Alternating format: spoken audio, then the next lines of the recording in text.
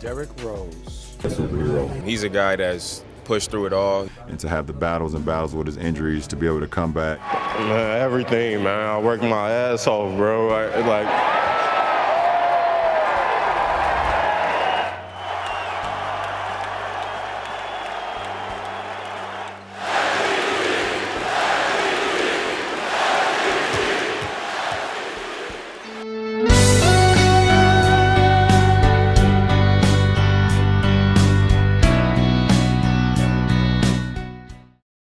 What if is a common label used in sports to describe players that have had their career cut too short due to injuries, off-the-court trouble, or a mixture of both. And unfortunately, there's a lot of those in the NBA's history. To name off some, Penny Hardaway, Gilbert Arenas, Grant Hill, Greg Oden, and B. Roy. These careers were the ones that were cut short due to injury. And then there are players. While they weren't the player they were before the injury, were able to rise above the injuries and show that they were still able to play in the league. Sean Livingston, Dominique Wilkins, KD, Jamal Murray, Klay Thompson, and D. Rose. D. Rose is special. People label him as one of the biggest what-ifs, and while to some degree it is true, that isn't what I would look at his career as. D. Rose is a guy whose impact is bigger than basketball, a man whose perseverance is inspirational to those around him, and to those who watch him, this is the Rose that perseveres. D. Rose's story starts at Simeon Academy, where his talents were first discovered. D. Rose had the spotlight from day one. Coaches from colleges around the world were already talking about him. Despite the status, his coach, Coach Hambrick, would not allow him to play on the varsity due to tradition. Of course, this wouldn't stop D. Rose from playing, and eventually, after winning some city championships, Coach Hambrick would eventually allow him to play on the varsity team. But D. Rose, in an act that would soon come to describe him as a person, would humbly decline, stating that the players that came before need to get their credit. Hambrick would retire, and under a new coach, D. Rose would play more minutes and lead the Simeon Wolverines to 2 state championships. Colleges all around the world had seen enough. Who would be the college to recruit him? The University of Memphis would be the lucky college that recruited D. Rose. D. Rose would only play 1 year of college ball, but this was a great 1 year. With the addition of D. Rose, the Memphis Tigers would thrive and start a 26-0 record and have obtained the #1 ranking for the first time in 25 years, and were matched up with Kansas in the NCAA Men's Championship. But in almost heartbreaking fashion, D. Rose would miss a critical free throw and would lose the game. And on April 15th, Rose would forego the last 3 seasons and would put his name in the draft. And the hometown hero would get drafted first by the hometown, Chicago.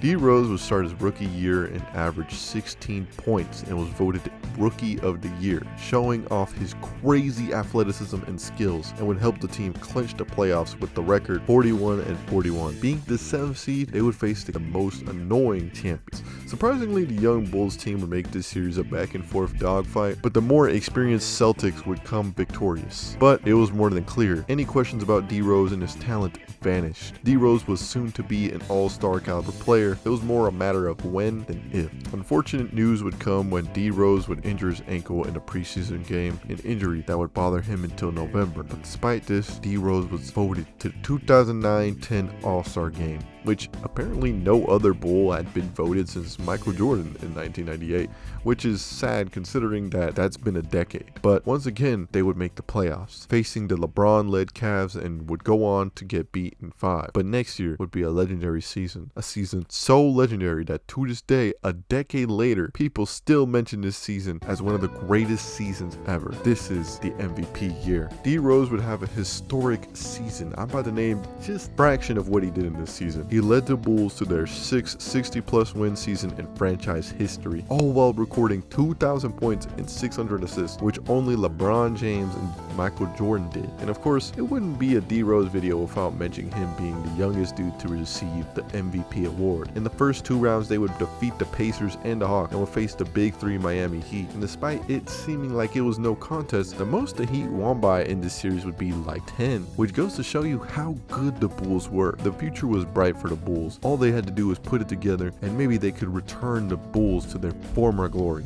Once again, D. Rose was voted an all-star and would show his return to end MVP form in a game against the Sixers where he recorded his season-high 35 and 8 assists. But tragedy would strike, as in Game 1 in the first round against the Sixers, with the Bulls leading by 12, D Rose would try to jump and tear his ACL, and unfortunately was sidelined for the rest of the next season. And while he attempted to return in 2013-14, he would tear his meniscus, rolling him out for the season. D Rose would show flashes of the MVP he once was, as he was struggling with knee issues. Once the playoffs rolled around, it seemed like he was back and finding his groove, as they would be Milwaukee in the first round, but a familiar foe in LeBron James was waiting. And while the Bulls would take a 2-1 lead, they would go down in 6 games. And unfortunately, in the 2016-2015 season, would see the Bulls not reach the playoffs. And unfortunately, in one of the most emotional moments in NBA history, on June 22nd, 2016, D Rose was traded to the Knicks. And while he would do his best, injuries would persist. But despite the uniform he would be wearing, he would continue to work. Every NBA player who has had the blessing of being teammates with D Rose would praise him on his perseverance and devotion